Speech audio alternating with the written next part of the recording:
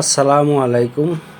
এটা একটা inverter fridge, এটা একটা স্যামসাংয়ের ফ্রিজ। তো ফ্রিজটার প্রবলেমটা হলো যে উনি কাজ করতেছে, উনি গ্যাস চার্জ করতে পারতেছে না। মানে ইনভার্টার ফ্রিজ এমন একটা ফ্রিজ যে আপনি যদি লজিক ঠিক মতো না বুঝেন তাহলে আপনার কম্প্রেসার সমস্যা হয়ে যাবে।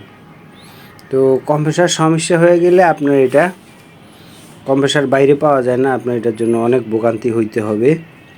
তো আমি হচ্ছে এসি, ফ্রিজ, মাইক্রোওভেন, ওয়াশিং মেশিনের কাজ করে থাকি। আমি ভিডিও কলও বিভিন্ন জায়গায় সার্ভিস দিয়ে থাকি।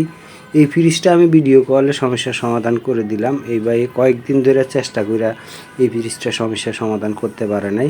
তো ইনশাল্লাহ আল্লাহর রহমতে আমি ভিডিও কলে সমস্যাটা সমাধান করে দিছি।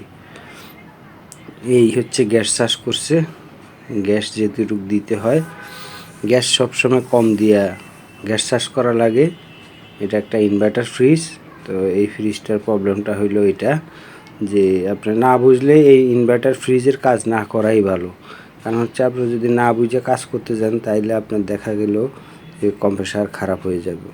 আর কম্প্রেসার খারাপ হলে কম্প্রেসারটা বাইরে পাওয়া যায় না, এটা অনেক কঠিন একটা জিনিস। তো আপনাদের আমার টেকনিশিয়ান ভাইদের প্রতি অনুরোধ রইল যে আপনারা একটু বুঝে শুনে কাজ করবেন, বুঝে শুনে কাজ করবেন। এই কারণে যে ইনভার্টার ফ্রিজটা খুবই জটিল কাজ। আপনার যদি না বুঝেন তাইলে এটা আপনার জন্য অনেক বিশাল বড় একটা সমস্যার জিনিস। কম্প্রেসারটাও নষ্ট হয়ে যেতে পারে। তো ইনশাল্লাহ আল্লাহর রহমতে এই ফ্রিজটা ভিডিও কলে কাজ করে দিছি। আপনার যদি প্রয়োজন হয় যোগাযোগ করতে পারেন। আমি এসি, ফ্রিজ, মাইক্রোওভেন, ওয়াশিং মেশিনের কাজ করে থাকি বিভিন্ন জায়গায় ইনশাল্লাহ।